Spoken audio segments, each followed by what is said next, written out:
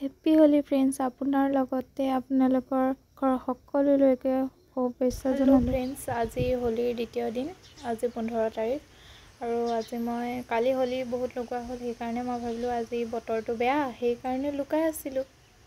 লগৰ কেইজনী আহিলে, মায়ে ক'লে ছোৱালী নাই নহয়। গোটেইকেইজনী ভিতৰত আহি মোক এনেকুৱাকৈ লগালে, আপোনাক দেখুৱাই আছোঁ ৰ'ব ভিডিঅ'টো।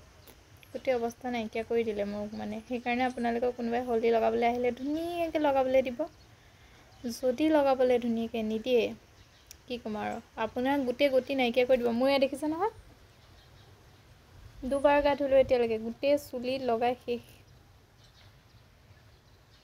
সেয়া দেখিছেনে কেনেকুৱা গতি কৰিছে মোৰ মুখৰ, মই বুলি ধৰিব পাৰিছেনে বাৰু আপোনালোকে?